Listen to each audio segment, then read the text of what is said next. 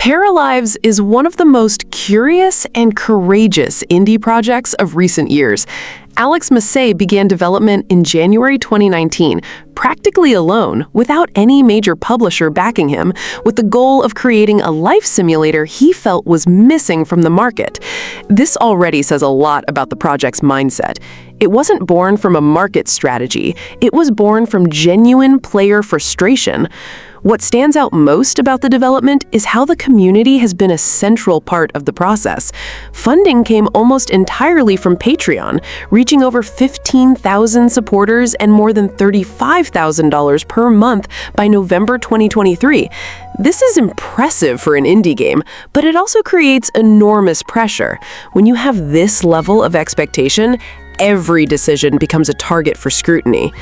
The team grew from one man to about 10 people, which is great, but it's also a very small number for the scope they aim for. Speaking of scope, the Parabook makes it clear that the project's ambition is massive, a 100-page document with all the ideas collected so far. This is both exciting and a red flag. Too much ambition without focus can be dangerous, and indie game history is full of projects that envisioned the world and delivered much less. I'm not saying this will happen with Paralives, but it's something to keep in mind. The delay from December 2025 to May 25, 2026 was a revealing moment. The team conducted broader playtests, found serious bugs in simulation mode, and made the decision to hold the release. Honestly, this gave me more confidence, not less. The pressure to meet a date must have been huge, and they chose quality.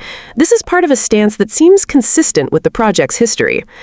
What has been shown publicly of the build mode looks truly impressive. The free-form curved wall tool and the ability to resize objects to any scale are features that The Sims 4 never managed to deliver satisfactorily. Here you can feel the roots of the project, Alex's original dissatisfaction with existing simulation tools. This side of the game seems polished and well thought out. The big question mark remains simulation mode. This was exactly what caused the delay, and so far, it is the part with the least material released. The vision of an open world with jobs, festivals, and events looks good on paper, but it is also the heart of what makes a life sim work.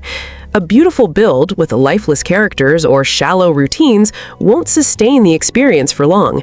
This is what still leaves me feeling a bit skeptical.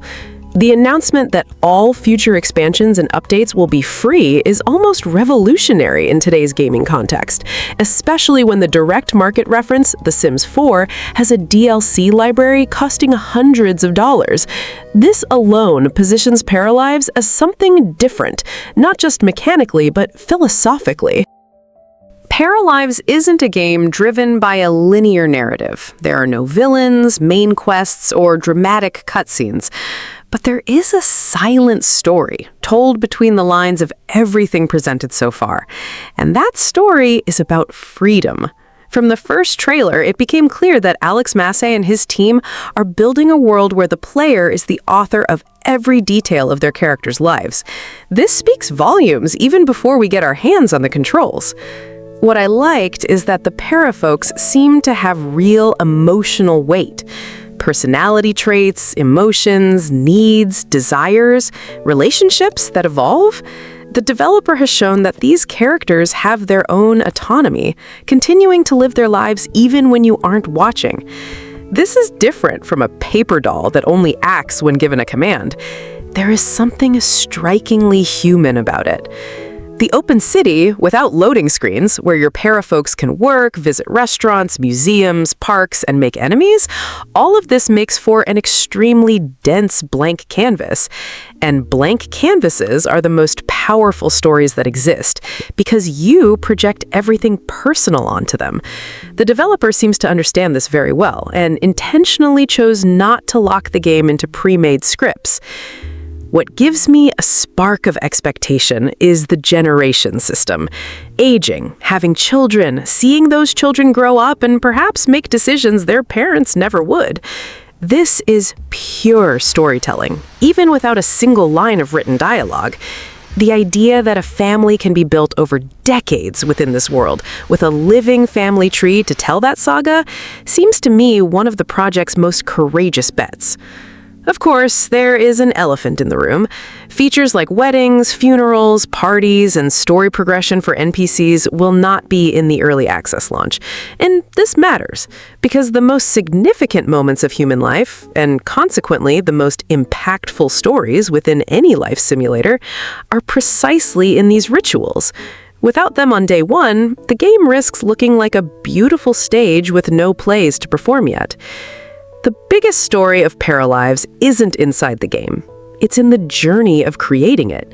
An independent developer who started this project almost alone, built a loyal community over years, faced delays, listened to criticism, and reached May 2026 with a product that seems, based on trailers and released materials, genuinely different from what exists on the market. This narrative of creation is already worth respecting, and it makes any early access deficiencies easier to face with patience. There's something the Paralives trailers do to me that few games can. They leave me with that feeling of wanting to pause the video, point at the screen, and say, "That's it. That's exactly what I wanted." The character editor with completely free sliders, house building without a mandatory grid, parafolks moving through the open world without loading screens, every detail seems to have been designed to eliminate the frictions that have always irritated me in games of the genre. But I'll be honest, it's still impossible to say for sure if the gameplay will be as fluid in practice as it appears in the released videos. Everyone who follows development knows that a trailer is one thing and the final product is quite another. What I can say is that the intention shown so far is impressive, and intention, when paired with solid technical execution, turns into a memorable experience. The free building system is what intrigues me most positively. The possibility of tilting walls, adjusting heights, and creating organic shapes without depending on predefined tiles is the type of functionality that separates a mediocre editor from a true creative tool. I've always felt that these grid-locked systems kill creativity before it even starts, and it seems Paralives deeply understands this. Parafolks moving through the open world, interacting with other characters, entering establishments, reacting to the environment, all of this creates a sense of life that is hard to manufacture. Many games place NPCs that stand still waiting for you to interact with them, like animated decor. From what is shown, Paralives characters seem to have their own agendas, and this completely changes the dynamic of observing and inhabiting that world. What makes me hesitant is the content available in early access. Careers, social events like weddings and parties, and other core mechanics will not yet be in the May 25th release. This means the gameplay will feel incomplete at key moments, the very moments where other games in the genre deliver the most lasting memories. The real question is what's available enough to sustain hours of play without you feeling like you're on a half-finished stage? The commitment to free updates changes my perspective on this point, however. If the studio is going to add layers of gameplay without charging extra for it, then early access works more like a foundation than a finished product. I can respect this approach, especially coming from a small team that clearly prioritized quality over speed. But it requires player patience, and not everyone has that in stock. Overall, what has been shown so far points to a game that understands where the genre has failed in recent years and has the courage to do things differently. That's no small feat. The gameplay seems to have been built with real care, not in a rush to release quickly. And if the final execution comes close to what the trailers describe, Paralives won't just be another life simulator, it will be a benchmark. The first time I saw a screenshot of Paralives, I stood still for a few seconds trying to decipher what I was looking at. It wasn't realistic, it wasn't pure cartoon, it wasn't pixel art. It was something completely different, with that hand-drawn look applied to 3D characters. In that moment, I understood that this game had its own visual identity, and a unique visual identity in indie games is truly rare. The Paralives studio team describes the style as having a hand-drawn appearance, with lines reminiscent of comic book illustrations applied over three-dimensional models. It's a mix that many classify as cel-shaded, but it's more than that. There is an artistic sensibility behind it that makes the environment look like a living watercolor, not just a technical filter. When you see the indoor environments with that soft lighting and the furniture with rich textures, it looks like someone spent hours painting each room by hand. The environments have a dense visual cohesion, full of detail and depth. The characters, however, sometimes seem to inhabit a different plane, as if they were extracted from another work and placed inside that world. It's not a severe problem, but it is something that catches the eye when you stop to analyze it. That said, the Para folks have improved greatly over the years of development. The project started as something much closer to low poly, and the evolution to the current look is impressive. You can clearly see that the team listened to community feedback and refined the character's appearance with each cycle. This type of commitment to visual quality over years is something that makes me confident in the final result. What definitely works very well are the houses. Build mode produces environments that look genuinely beautiful in trailers, with tilted walls, custom windows, and resized objects that fit naturally into the space. When you see a well-made build in Paralives, it looks like a real house, not a set of stacked tiles. This architectural realism within a stylized art style is a difficult balance to achieve, and they seem to have succeeded. Paralives' look seems to me a courageous and honest choice.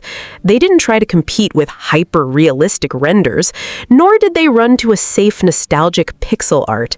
They created something with its own soul, which will age well precisely because it doesn't depend on being the most technically advanced. It's the kind of aesthetic that 10 years from now will still look intentional, not dated. And that, in the world of gaming, is worth much more than any ray tracing.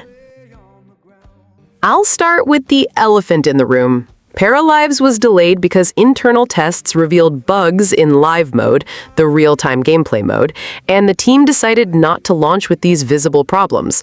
This tells me two things at once. First, they have the maturity to hold a release instead of throwing a broken product into the hands of those who paid. Second, performance is exactly the area where this game still has uncertain ground, and denying that would be dishonest. The released system requirements paint a relatively accessible picture, minimum of a GTX 1060, i5 or Ryzen 5 at 2.5 GHz, and 12 GB of RAM, with the recommended being an RTX 2060, a 3.0 GHz processor, and 16 GB of RAM. In theory, this is great. A life simulator that runs on 2018 hardware would be a huge contrast to certain market trends, but requirements on paper and actual in-game performance are completely different conversations, especially when we talk about an open world without loading screens. And it is exactly this open world that concerns me regarding performance. Maintaining an entire city loaded simultaneously with parafolks moving, reacting, working, and living their routines continuously requires very competent optimization under the hood. It's no small task for a small studio. Much larger games with much larger teams still stumble on this point. The question isn't if Paralives will have performance issues at launch, it's how many. What gives me some comfort is that the team spent extra months specifically fixing bugs. They had a date, opened tests with more diverse players, listened to what wasn't working, and preferred to wait rather than deliver something unstable. This behavior, coming from an indie team without funding from a major publisher, is rare enough to be noted. It means there is a culture of care for the product that goes beyond marketing. One technical detail that matters here is Mac support. The game launches simultaneously for PC and Mac, and running well on two platforms with such different architectures on the same launch day is a considerable optimization challenge. Most indie games focus on PC first and port to Mac later, precisely to avoid splitting optimization efforts right away. Paralives is doing both at once, and that is a bet I observe with admiration and a certain nervousness. My expectation regarding Paralives' performance is cautiously optimistic, but with an emphasis on cautiously. The extra months of development, the team's transparent stance in communications, and the accessible requirements are positive signs. Paralives enters early access on Steam on May 25th, 2026. And the burning question is, buy now or wait? The project has a very serious proposal. A small team, funded by Patreon, developing a life simulator since 2019 with a clear vision of never charging for DLCs. That alone is a statement of intent that most major publishers would never have the courage to make. On the 25th, you will have access to work and career progression, personality traits, emotions and needs, relationship development, aging, death, and a cooking system. Character customization already comes with a genetic system, a full color palette, height control, body, face, and even facial asymmetry. This is quite a lot, and it seems the team prioritized essential mechanics before anything else. However, weather, seasons, pets, vehicles, and NPC story progression are left for future updates. It is not complete, and it's important for you to know that before putting down your money. It's impossible to ignore that this game has been delayed more than once. It was due in December 2025 and was pushed to now due to bugs and polish. This tells me two things. The team's responsible and doesn't want to launch something broken, which is good, but it also means they themselves recognize the game wasn't where they wanted it to be.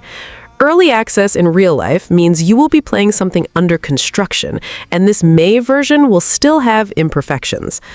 The game is tailor-made for those who love the concept of The Sims, but are tired of Electronic Arts practices.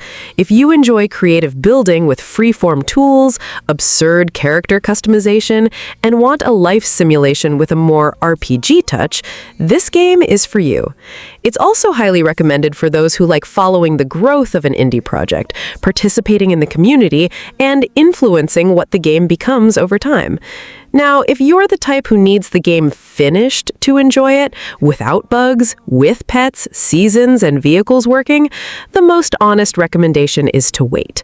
The price will go up in the final version, but you will be paying for the full experience, not the vision of it. Early access for an indie life sim has a very specific tolerance ceiling, and not everyone enjoys testing a game that will still receive much of its content later. Being very honest, I think I will buy this early access. The reason is simple. What the team has shown visually is beautiful, the development philosophy is solid, and the commitment to free updates is something I rarely see in the market. Character customization with facial asymmetry, a genetic system, and a color palette for absolutely everything seems genuinely innovative. I would be willing to bet on this team without much hesitation. The only point that gives me a slight bit of caution is that small teams with ambitious projects have a complicated history in early access. It's not a lack of trust in Paralives specifically, it's just the market being what it is. But the fact that they've already delayed the game more than once to avoid launching something poor says a lot about the team's character. If you have the stomach for early access and a love of the genre, this is exactly the kind of project that deserves your support.